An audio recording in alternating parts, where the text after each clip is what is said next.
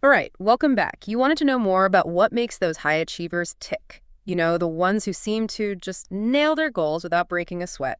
So you send us some excerpts from this book, The 8 Habits of Highly Successful People.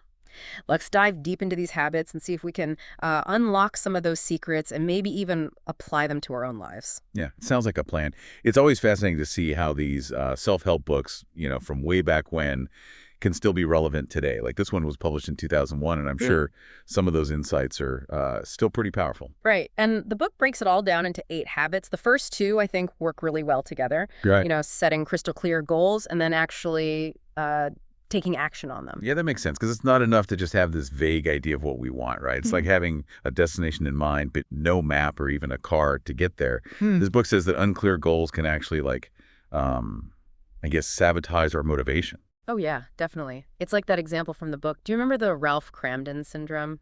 Ralph from the Honeymooners. Yes. Always scheming to get rich, but failing spectacularly. I wonder if we all have a little bit of Ralph Cramden in us sometimes. Uh-huh. Maybe. Yeah. It's a good analogy for those big dreams that just don't quite match up with our reality. The book says it's super important to, think about our resources like our background, our finances, even our physical limitations, and set goals that actually fit our situation. So it's like right-sizing our dreams, making sure they're ambitious but also achievable. But then comes the really tricky part, taking those well-defined goals and actually turning them into something real. Exactly. That's where habit number 2 comes in, becoming a doer. It argues that action actually fuels motivation. So instead of waiting for inspiration to strike, we just got to take that first step and let the momentum carry us forward. Love that quote from the book. Thinking and feeling do not produce action. Action produces thinking and feeling. So true.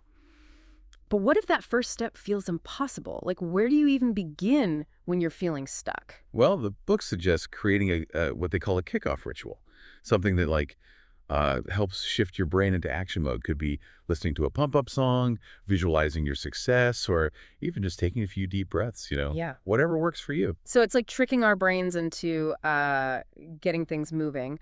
But then there's also the emotional side of it, right? Fear can be a huge roadblock. Oh, yeah, definitely. And that's where habit number 3 comes in developing fearlessness. The book goes deep into the psychology of fear, how it can hold us back even when we have the skills and the resources to achieve our goals. And it's not always about fear of failure either, right? The book even talks about this kind of counterintuitive idea of being afraid of success. It seems strange, but I guess it happens.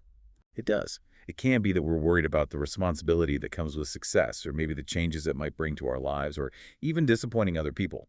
You know, it's interesting how our minds can create these internal obstacles. So, how do we get past these fears? The book mentions a technique called creating positive opposites. Sounds kind of like a Jedi mind trick. Uh-huh. Kinda. It's a visualization technique. Like imagine the situation that usually makes you feel scared. But instead of shying away, you picture yourself handling it with confidence. Like what would that version of you look like? How would they act?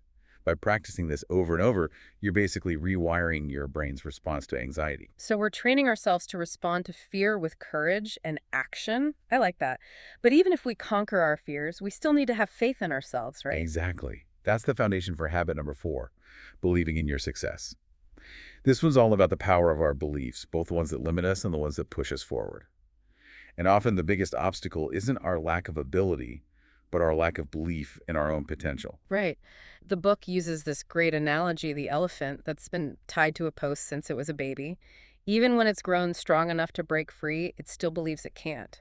It's like we create these mental shackles for ourselves through negative beliefs. Yeah, and just like with overcoming fear, we can use visualization to break free. Hmm. The book suggests actually visualizing those negative beliefs being erased and then consciously replacing them with positive affirmations. So it's about intentionally rewriting our internal script. But what happens when things don't go according to plan? Even with all our hard work and positive thinking, sometimes things just go wrong. Right, and that's where things get really interesting. The book challenges us to embrace habit number 5, taking responsibility. Oh, that sounds like it requires some real honesty with ourselves. It does. The book says that when we blame external factors or other people for our problems, we're basically giving away our power and preventing ourselves from learning and growing. Makes me think of that entrepreneur who was asked about the secret to his success, and he said, that was the easy part. To get to that stage, you have to have failed completely and bounced back at least twice before. Powerful stuff. It is. It's all about seeing failure not as the end, but as a stepping stone on the path to success. The key is owning our mistakes, learning from them, and then using that knowledge to keep moving forward. So we always have the power to choose how we respond to those challenges. Okay, so we've covered setting goals, taking action, overcoming fear, believing in ourselves, and taking responsibility. That's a lot. What's next? Well, all this hard work and resilience needs a little fuel, right? And according to the book, that fuel is generating enthusiasm. Okay, now we're talking. Tell me more about this enthusiasm thing. This habit is all about cultivating that inner fire that fuels our actions and inspires those around us. And the book says enthusiasm isn't just a feeling, it's a habit that we can actually develop. I love that story in the book about the three bricklayers. One who sees his work as a chore, another who's just waiting to retire, and the third who's totally enthusiastic because he sees himself as building a hospital and saving lives. It's all about finding purpose and meaning in our work. And the book says even if we're not feeling super enthusiastic about something, we can actually create that feeling by choosing to act enthusiastically. So kind of like fake it till you make it, but for passion. I'm curious, what are some practical ways to actually generate that inner spark? Well, the book suggests identifying activities that bring you joy and then making a conscious effort to include them in your daily life. It's about taking care of your mental and emotional well-being, which is essential for staying motivated and achieving your goals in the long run. It's like filling up our own tank so we have the energy to keep going. But what about those times when we inevitably hit a roadblock or experience a setback? Well, that's where habit number 7 comes in, bouncing back from setbacks. This is all about developing resilience, being able to bounce back from adversity and keep moving forward. I love that quote from the book. There is no such thing as a problem without a gift for you in its hands. It's a good reminder that even the toughest challenges can teach us valuable lessons. Exactly. It's about choosing to see those setbacks not as failures, but as opportunities to learn and grow. And the book suggests a technique called reframing to help us do just that. What is reframing exactly? It's basically shifting our perspective. Instead of viewing a setback as a sign of weakness, we can choose to see it as a chance to get stronger and wiser. So it's about focusing on solutions instead of dwelling on the problem. Exactly. And it's also okay to feel the disappointment or frustration of a setback. But the key is to process those emotions quickly and then shift our focus to figuring out what we can learn from the experience and how we can move forward. So acknowledge the feelings, but don't let them hold us back. Okay, we've covered 7 habits so far, and they've been pretty intense. What's the final habit that can help us achieve lasting success? The 8th habit is all about solidifying our achievements and avoiding those last-minute fumbles. It's called crossing the finish line successfully. It's like in that story of the tortoise and the hare. We work so hard to get ahead, but then we relax right before the finish line and end up losing. Yeah.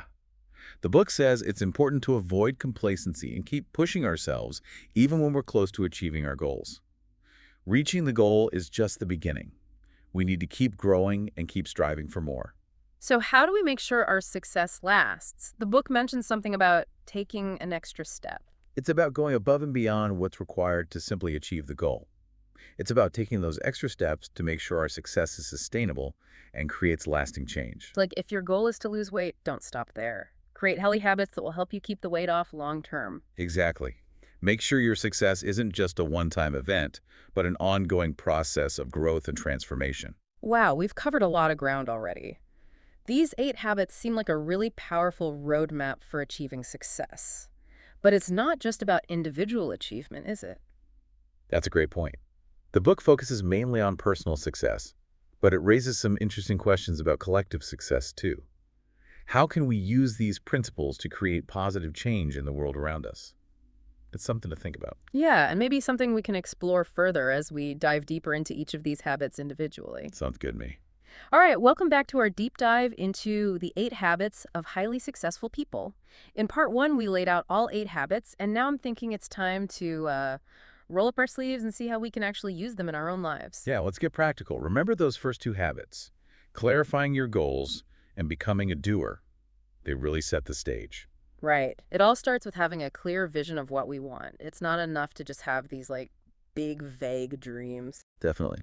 The book really emphasizes being specific. Instead of just saying, I want to be healthier, actually define what that looks like. Is it losing 10 pounds, running a 5K, eating more Makes veggies. total sense. Yeah. Otherwise, we could end up chasing a goal that's not really what we want, or maybe even not achievable, which kind of brings us back to the whole Ralph Cramden Oh, syndrome. yeah, totally. It's about setting goals that are, exciting, but also realistic. We got to think about our resources, our limitations, and make sure those goals actually fit our current situation. So it's like finding that sweet spot between ambition and reality. But then, even with the clearest goals, we still got to actually, take action. That can be tough. Totally. That's where becoming a doer kicks in. The book's big message is that action actually creates motivation. So instead of waiting for inspiration to strike, we just got to start moving, take that first step, and let the momentum build from there. Right. Less thinking, more doing. But what about those times when even that first step feels impossible? Like you're just stuck. What then? Remember those kickoff rituals we talked about? Finding something that helps shift your mind from planning to doing. Maybe it's listening to a great song, visualizing success, or even just taking a few deep breaths, whatever works to get you moving.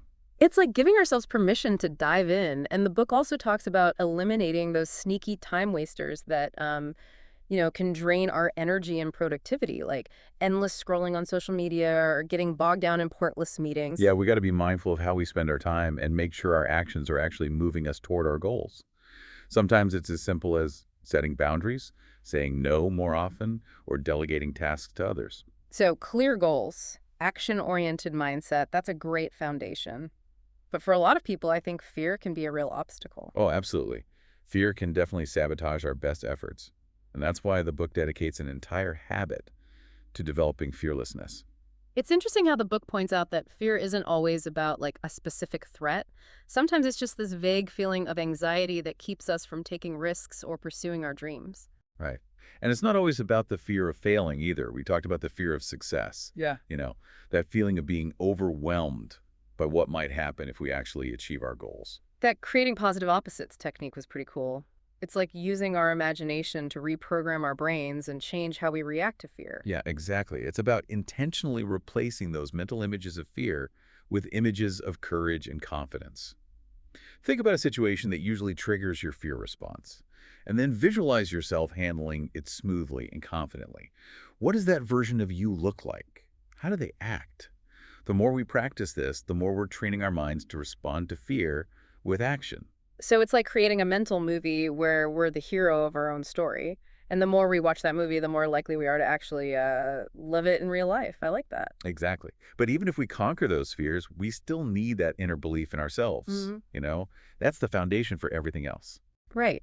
Which brings us to habit number 4, believing in your success. I think we've all had those moments of self-doubt that can creep in and really mess things up. Oh, yeah, for sure. The book says that our beliefs have incredible power. They can either hold us back or set us free. And a lot of times, the biggest obstacle to success isn't a lack of skill or talent, but a lack of belief in ourselves. I keep thinking about that analogy of the elephant tied to the post. Even when it's strong enough to break free, it's still trapped by its own belief that it can't escape. Right. It's a powerful reminder that those negative beliefs can be like um, mental chains. Yeah. We tell ourselves, I'm not smart enough or I'm not good enough, and those thoughts can really hold us back. But the book offers some strategies for breaking free from those negative beliefs.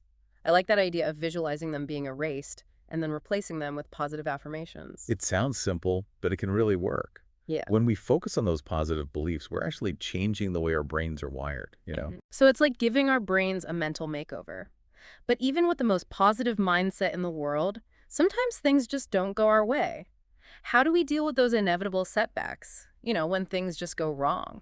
That's where the fifth habit comes in, taking responsibility.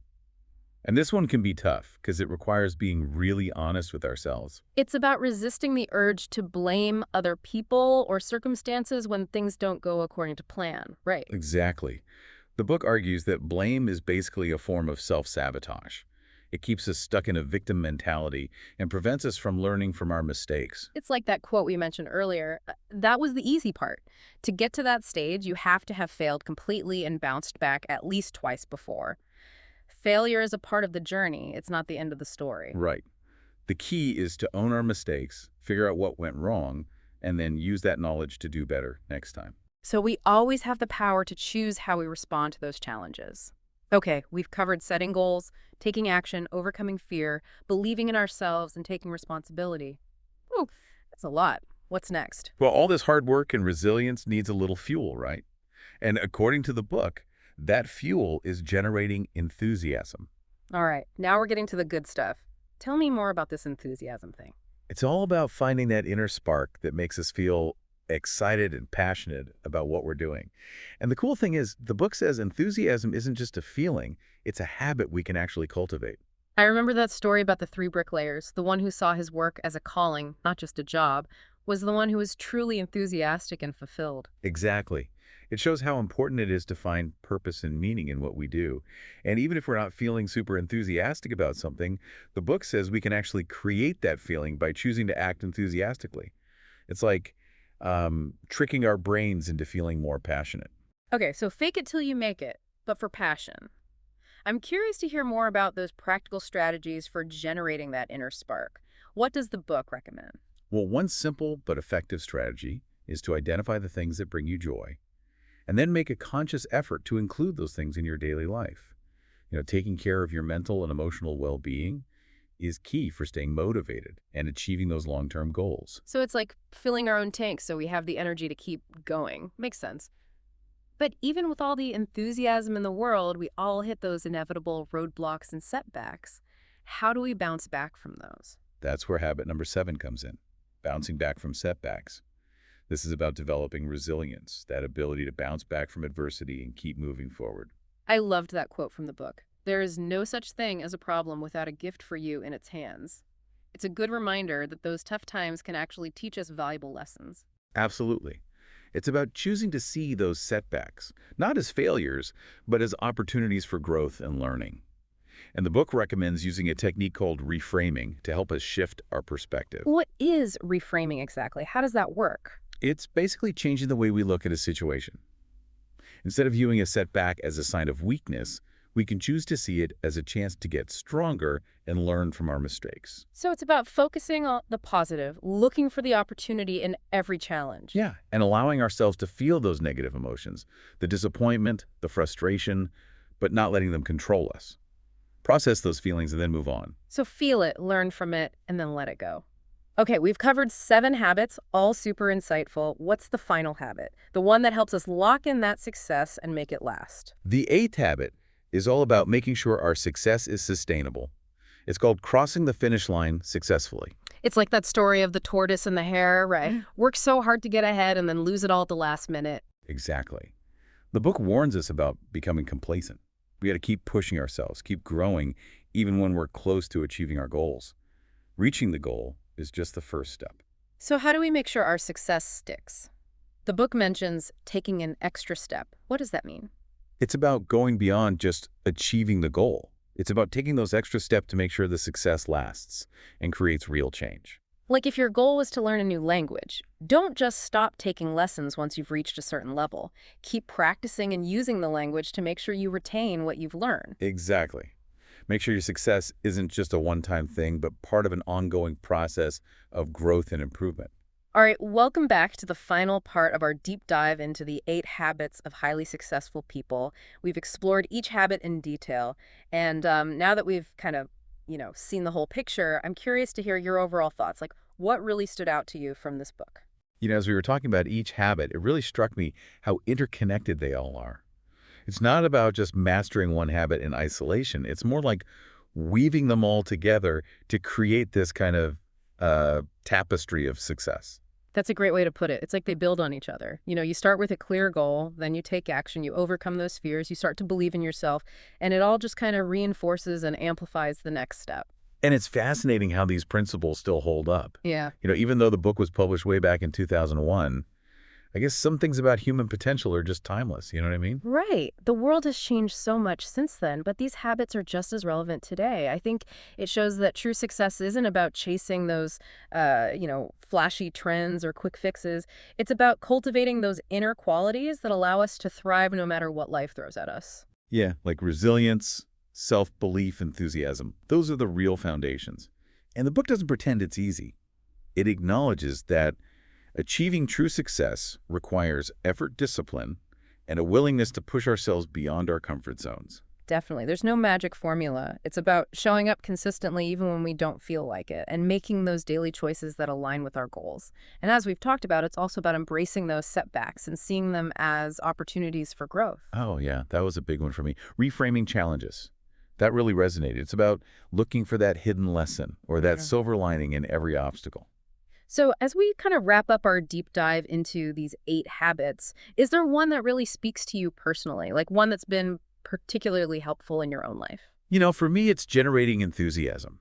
I've found that when I bring that energy and passion to my work, it not only makes it more enjoyable, but it also inspires those around me. That makes a lot of sense. I keep thinking about that story with the bricklayers and how the one who saw his work as a calling, not just a job, was the one who was truly fulfilled. Right.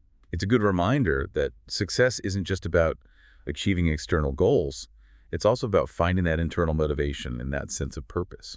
That brings us back to that question you asked earlier. The book focuses mostly on individual success, but how can we use these habits to benefit others? How can we apply them to make a positive impact on the world around us? I think it starts with realizing that we're all interconnected.